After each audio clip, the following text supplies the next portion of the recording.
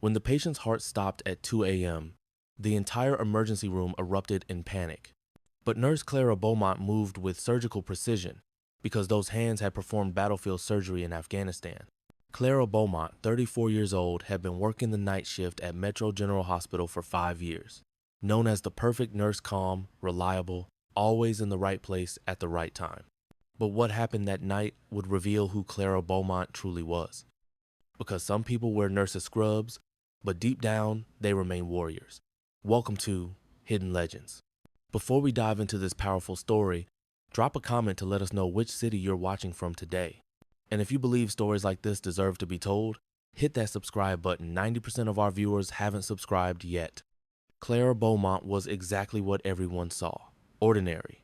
In her mid-32nd, a calm ICU nurse at Metro General Hospital.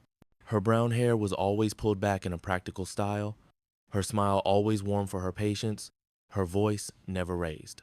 Every day she drove her small white Honda to work, dropping off and picking up her 5-year-old son Emil from school. They had lived in a modest apartment in North Chicago for 5 years, ever since Emil was born. Her colleagues found Clara meticulously organized and dependable. She always arrived on time, performed her duties with precision, and never caused trouble. Her only interests were cooking for Emil and spending weekends at the children's park. To Emil, no one was safer than his mother, Clara. She never yelled, solved every problem logically, and her biggest worry was her son's health. Every evening before heading to work, she'd kiss Emil's forehead and whisper, "Mommy's going to take care of sick uncles and aunties. I'll be home in the morning." But that night, everything they knew about Clara Beaumont would turn upside down. Because this calm nurse had faced far more dangerous patients in her past bullet wounds, explosion traumas, life and death battles. 12 years earlier, Clara Beaumont was Colonel Clara Beaumont of the United States Army Medical Corps, a surgeon on the most elite, most dangerous missions in military hospitals, a specialist whose name was only mentioned in the most critical situations. Clara had joined the Army after graduating medical school at 22, a small-town girl with big dreams. Military medical training was worlds apart from civilian medicine, surgery in war conditions, saving lives with limited resources, making life or death decisions. Her first assignment was at a military hospital in Kandahar, Afghanistan in 2012. She treated soldiers wounded in Taliban attacks. Clara's specialty was trauma surgery, gunshot wounds, bomb blast injuries, the most severe cases. She saved lives under the harshest conditions. Her second assignment was at a mobile surgical unit near Baghdad, Iraq, in 2015. Even more dangerous, operating in a war zone with limited equipment under enemy fire. But Clara's true skill was making decisions in critical moments. Who needed surgery first? Which wounds were life-threatening? Which could wait? Her third assignment involved classified operations, providing medical support for special forces and covert missions. In those operations, Clara treated the most severe trauma cases, bombs, bullets, every kind of war injury. Over 7 years, she performed 847 life-saving surgeries, never losing a single patient. She retired in 2019. Too much war, countless operations, and severe PTSD made adjusting to civilian life incredibly difficult. Alarms echoed in her mind. Every patient seemed like a war wound. Therapy, medication, veteran support, it wasn't enough. But the day her son Emil was born, everything changed. She had given life, not taken it. In war, she treated wounds. Here, she could choose to heal. When she completed civilian nursing training and started at Metro General, Clara's military background was vetted. A perfect record, reliable history, but no one knew the details of her trauma surgeon past. For 5 years, she cared for 40 patients each night, safely guiding them through to morning. People thought she was just a nurse, but she was a secret protector. And that night, those protective skills would save lives. "How was your day, Emil?" Clara asked as she tucked her son into bed. "I scored a goal at soccer practice, and my teacher said I got a good grade on my math test," Clara smiled. Everything was so normal, so peaceful. "Well done, sweetheart. Mommy's going to work. I'll be back in the morning. Grandma will stay with you." The night shift at Metro General Hospital began at 11 p.m. As the city's busiest hospital, nighttime brought the most critical cases. Clara, along with colleagues Lydia and Felix, was responsible for the fourth floor ICU. Every shift started with the same routine: patient reports, medication checks, vital signs, monitoring. Clara's approach was different. She evaluated each patient with the eyes of a military doctor. What were the risk factors? What complications could arise? What needed to be done in an emergency? "Clara, you're so thorough," Lydia would say. "Why do you check every patient so carefully?" "Habit," Clara would reply briefly. She never shared details, never spoke of her past. That Tuesday night began like any other. 14 patients, most recovering from surgery. Clara completed her final checks at 11:30 p.m. All were stable. She thought it would be a quiet night. Everything changed at 2 a.m. Harold Fletcher, room 3, 6, 7 years old, second day post-heart surgery. When Clara entered for a routine check, she noticed irregular breathing. The heart monitor showed a normal rhythm, but Clara's experienced eye caught something else. Sudden chest pain, shortness of breath, cold sweats. She recognized it instantly: myocardial infarction, a heart attack. "Mr. Fletcher, how are you feeling?" she asked calmly. "My chest, heavy pressure, can't breathe." Fletcher's voice was strained. Clara pressed the emergency alarm, but military hospital protocol kicked in. Primary assessment: airway, breathing, circulation. Secondary assessment: vitals, medication history, risk factors. Lydia and Felix rushed in. "What's happening, Clara?" "Acute myocardial infarction. High risk of cardiac arrest. Get an EKG. Open an IV line. Administer oxygen." Clara's voice carried a military command tone. Lydia was stunned. Clara had never spoken like this. But that tone left no room for argument. The EKG confirmed it. ST elevation myocardial infarction, the most dangerous kind. Fletcher's heart could stop any moment. "We should call the cardiology team," Felix said. "No time," Clara replied. "A cardiologist will take 20 minutes. The patient can't wait." At that moment, Fletcher's heart stopped. The monitor flatlined. "Cardiac arrest," Lydia shouted. As other nurses panicked, Clara's 7 years of military trauma surgery training took over. "Start CPR. Lydia, prep the defibrillator. Felix, draw epinephrine now."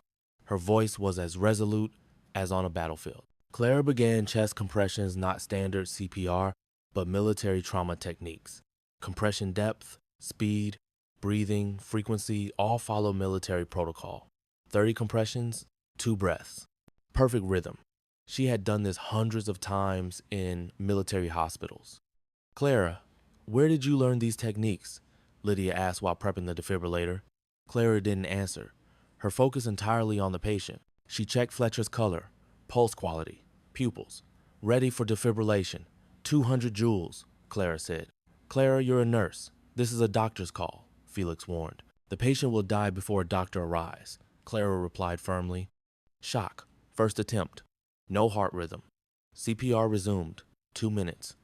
Clara kept commanding, her hands moving like a machine. She remembered 7 years ago, saving a young soldier from a bomb blast in Kandahar.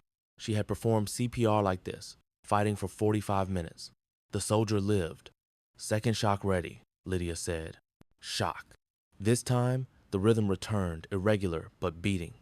"We have a pulse," Felix shouted. But Clara wasn't relaxed. Vitals were weak. Fletcher was still critical. "Start dopamine 4, 5 micrograms per kilogram per minute, and call the cardiology team urgently." Clara executed medical protocol with military precision. Lydia and Felix stared at Clara in awe. They didn't know this woman.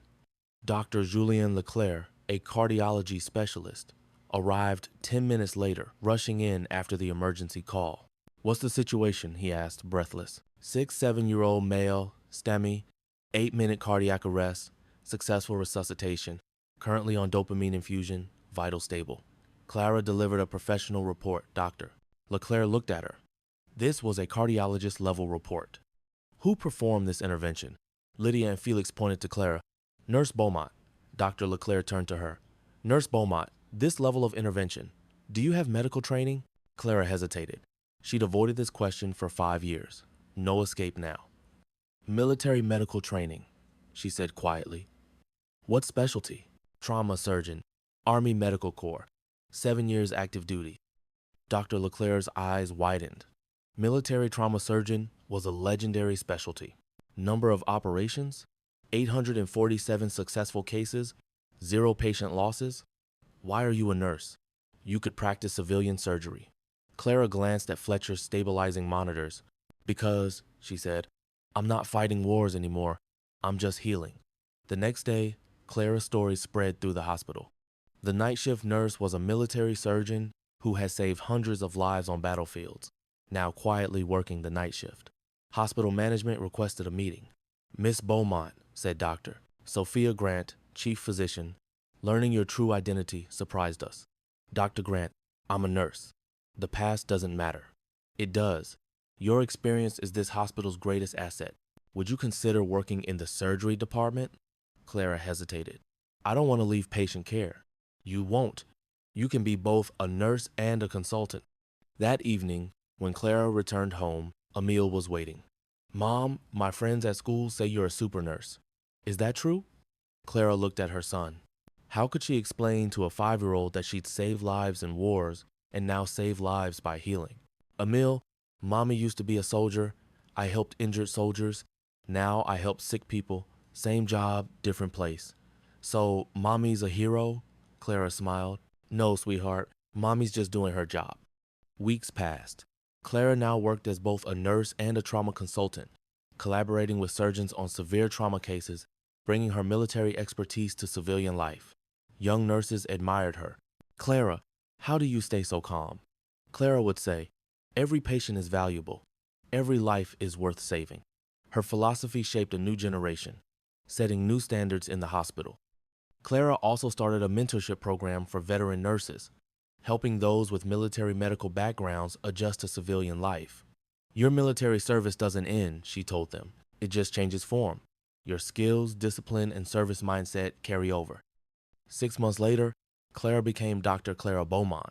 The hospital supported her civilian surgery certification, but she never abandoned her nursing identity. Battlefield medicine teaches differently, she told the surgeons she trained. Every second matters, every decision is critical, every patient is the most important case. Clara Beaumont still works at Metro General, still loves the night shift, still cares for patients with the same calm, but she's no longer hidden. Emil tells his school friends, my mom is a super doctor. Clara trains young nurses and, most importantly, sets new standards in trauma surgery. In her office hangs a single photograph. Her military medical team in Afghanistan, a memory from the war zone, a reminder of where she came from and inspiration for where she's going. One night during a shift, a young nurse asked, Clara, do you regret being in the war zone? Clara looked at the ICU patients, elderly, young, children, all sleeping safely. No, she said. The battlefield taught me how to fight here, against disease, against death, against hopelessness. When a patient's heart stops at midnight, everyone now looks to Clara, because those hands know what to do. True heroes know how to change uniforms. Sometimes they wear combat gear, sometimes nurses scrubs, but the mission is always the same, saving lives. Clara Beaumont's story teaches us this. The greatest warriors can become the greatest healers. And sometimes, the strongest hands are the gentlest.